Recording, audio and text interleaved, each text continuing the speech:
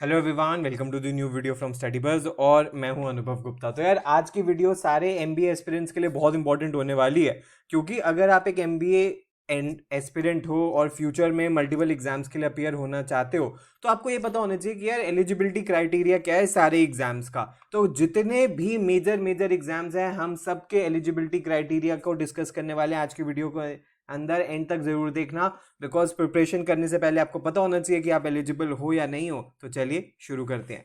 इससे पहले हम स्टार्ट करें, I would like to request you please channel को सब्सक्राइब करके बेल आइकन जरूर प्रेस कर देना ताकि सारी इंपॉर्टेंट वीडियोस की नोटिफिकेशन आपको मिलती रहे। और आप हमारे साथ इंस्टाग्राम पे भी कनेक्ट हो सकते हो। मैं इंस्टाग्राम हैंडल है study_buzz_education। तो फ्रेंड्स, अगर हम बात करें सबसे पहले कैट एग्जाम के बारे में, कैट एग्जाम जो कि सबसे इंपॉर्टेंट एग्जाम होता है जिससे आप सारे आईएम्स के लिए एलिजिबल हो जाते हो। तो अगर आप कैट एग्जाम के लिए अपियर करना चाहते हो तो भाई आपके पास मिनिमम बैचलर्स डिग्री होनी चाहिए। उस बैचलर्स डिग्री में मिनिमम 50% इक्विवेलेंट सीजीपीए आपका होना चाहिए।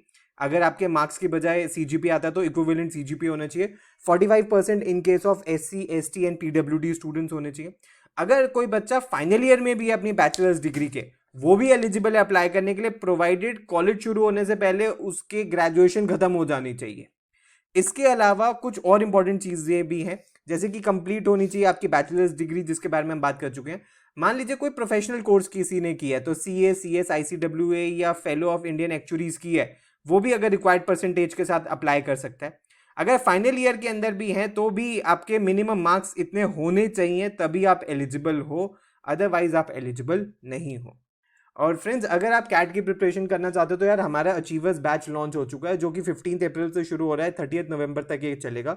इसमें रिकॉर्डिंग्स रहेंगी 31 मार्च तक। लाइव ऑनलाइन नाइट क्लासेस इसमें रहती है 9 से 11 में, 4 to 5 days a week. 1 month की कैट रिवीजन वर्कशॉप इंक्लूडेड है। Daily assignments and complete study material मिलता है। रिकॉर्डिंग्स मिलती हैं सारी लेक्चर्स की। 24/7 डाउट फॉरम मिलता है। पोर्टल टेस्ट, आपको पोर्टल मिलता है जहाँ पे आपको topic test, sectional mocks and full length mocks मिलते हैं।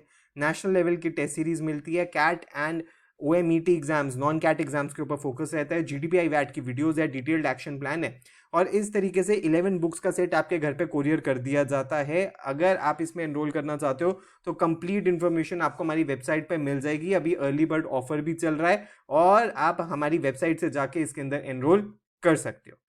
अगर फ्रेंड्स नेक्स्ट बात करें हम जैट से, जैट से आप एक्सेलराई के लिए तो एलिजिबल होते हो, लेकिन बहुत सारे कॉलेजेस ऐसे भी हैं जो कैट और जैट स्कोर दोनों लेते हैं। मान लीजिए कैट में स्कोर अच्छा नहीं आया तो आपका जैट में अच्छा आ गया, तो आप जैट के थ्रू भी उन कॉलेजेस में एलिजिबल हो जाते हो। फॉर एग्जाम्पल जैसे आईएमटी, तो यहाँ पे भी आपकी मिनिमम 3 ईयर्स ऑफ ग्रेजुएशन होनी चाहिए। अब यहाँ पे कोई मिनिमम परसेंटाइल नहीं है, मिनिमम आपकी परसेंटेज नहीं है। जैट एक लौता एग्जाम है जो बोलता है कि भाई मिनिमम परसेंटेज हमें नहीं चाहिए। हाँ, लेकिन अब अगर आप एक्सेलराई में अप्लाई करना चाहते हो तो भाई आपको हर एक प्रोग्राम की अलग से फी पे करनी पड़ेगी। और अगर आपका कोई भी वर्क एक्सपीरियंस है, चाहे वो कैट एग्जाम है, जैट है या कोई भी है, इंटर्नशिप एंड आर्टिकलशिप को वर्क एक्सपीरियंस नहीं माना जाएगा। कोई भी जो भी आपका वर्क एक्सपीरियंस है, फुल टाइम वर्क एक्स होना चाहिए आफ्टर ग्रेजुएशन, उसी को ही वर्क एक्स माना जाएगा, अदरवाइज इसको वर्क एक्स नहीं माना जाएगा। उसके बाद नेक्स्ट एग्जाम है फ्रेंड्स हमारे पास एनमैट का, जो कि जिससे आप मेजरली एनएमआईएमएस के लिए एलिजिबल हो जाते हो, उसके सारे कैंपसेस के लिए।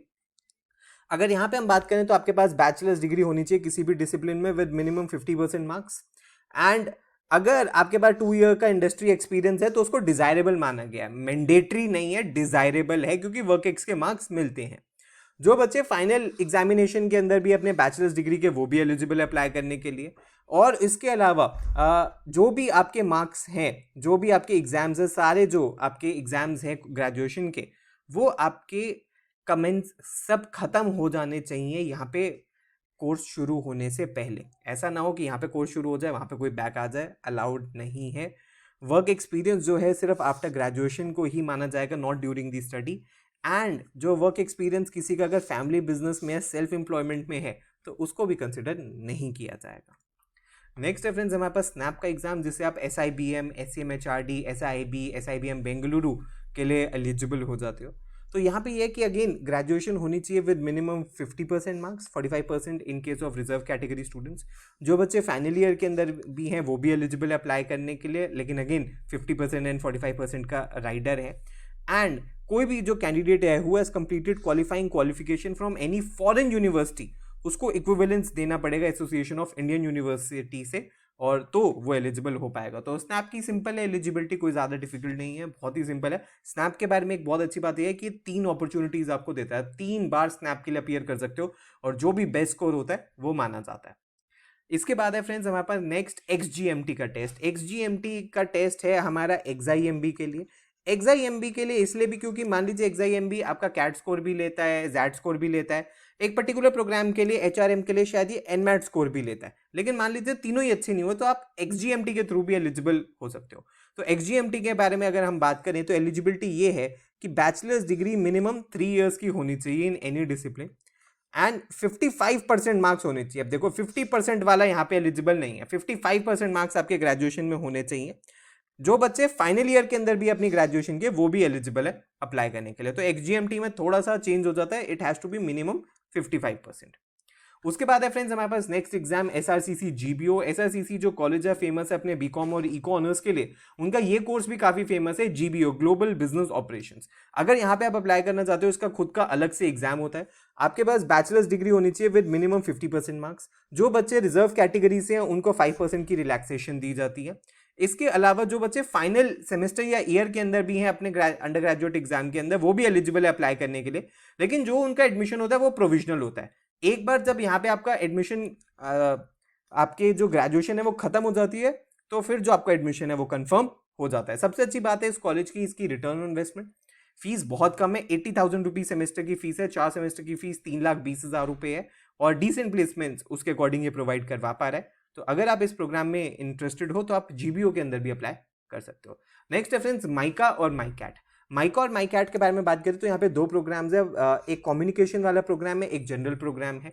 मिनिमम 10+2+3 के सिस्टम से, मिनिमम ज्यादा भी हो सकती है, 4 साल की भी हो सकती है, 5 साल की भी ग्रेजुएशन हो सकती है, मिनिमम 3 साल की ग्रेजुएशन होनी चाहिए 10+2+3 की। जो बच्चे फाइनल ईयर के अंदर है अपने बैचलर्स डिग्री के वो भी एलिजिबल है अप्लाई करने के लिए, जो अपना रिजल्ट अवेट कर रहे हैं वो भी अप्लाई कर सकते हैं। अगर वो कैंडिडेट सिलेक्ट होता है तो अगेन जो एडमिशन होता है वो प्रोविजनल होता है, वो कंफर्म तभी होता है जब आप बैचलर्स डिग्री का रिजल्ट दे देते हो। और ये प्रेफर करते हैं उन बच्चों को जिनके अंदर एप्टीट्यूड होता है for expressing, assessing and conceiving ideas, खासकर इनके PGDM कम्युनिकेशन वाले प्रोग्राम के लिए, क्योंकि ये एडवर्टाइजिंग के अंदर काफी फोकस करते हैं। That move people to action and achieve business results tend to stand a better chance of being shortlisted. Next है फ्रेंड्स हमारे पास CMAT, काफी फेमस एग्जाम है खासकर JBIMS के लिए। जो बच्चे JBIMS जाना चाहते हैं, और भी बहुत सारे कॉलेजेस हैं जो CMAT लेते हैं, लेकिन अगर CMAT के बारे में बात करें तो सिंपल है, बैचलर्स डिग्री होनी चाहिए, कोई परसेंटाइज भी इन्होंने एज सच मेंशन नहीं करी है, लेकिन मिनिमम 50% तो आपकी होनी चाहिए क्योंकि कॉलेजेस डिमांड करते हैं। जो बच्चे फाइनल ईयर के अंदर हैं अपनी ग्रेजुएशन की वो भी एलिजिबल हैं। अब यहाँ पे सिटीजन ऑफ इंडिया होना जरूरी है एंड कोई एज रिस्ट्रिक्शन नहीं है CMAT देने में, तो किसी भी एज के लोग CMAT को दे सकते हैं। Next last but not the least हमारे पास है PGDBA। PGDBA काफ़ी फेमस प्रोग्राम है बिकॉज उसको 3 प्रेस्टिजियस कॉलेजेस करवाते हैं, IIM कैलकटा, ISI और IIT खड़गपुर, ये तीनों मिलके इसको करवाते हैं। बहुत ही फेमस प्रोग्राम है, लेकिन यहाँ पे कुछ स्पेसिफिक एलिजिबिलिटी है। आपकी ग्रेजुएशन मिनिमम 4 साल की होनी चाहिए या 5 साल की होनी चाहिए, या आपकी 3+2 कि आपकी मास्टर्स होनी चाहिए विद एटलीस्ट 60% मार्क्स और 6.5 CGPA। और डिग्री कौन कौन सी मांग रहे हैं, ये या तो आपके पास BTech हो, BE हो, MSc हो, MCOM हो, या 1 ईयर की MBA को ये इक्विवेलेंट नहीं मानेंगे। फिर इन्होंने बोला कि 10+3 का अगर इंजीनियरिंग डिप्लोमा है प्लस 3 ईयर की लैटरल एंट्री है उसमें भी 60% मार्क्स होने चाहिए। मेजरली इनका फोकस है कि भाई इंजीनियर्स या उसी से रिलेटेड डोमेन के हमें बच्चे चाहिए, या मास्टर्स करे हुए बच्चे चाहिए, वो ही इस प्रोग्राम में अप्लाई कर सकते हैं। 4 साल की ग्रेजुएशन आपको करनी पड़ेगी। अगर आपकी 3 साल की ग्रेजुएशन है तो आप इस प्रोग्राम के लिए एलिजिबल नहीं हो। तो फ्रेंड्स ये सब कुछ था आज की वीडियो के अंदर, जिसके अंदर हमने एलिजिबिलिटी क्राइटेरिया सारे ही मेजर एंट्रेंस एग्जाम्स के डिस्कस कर लिए।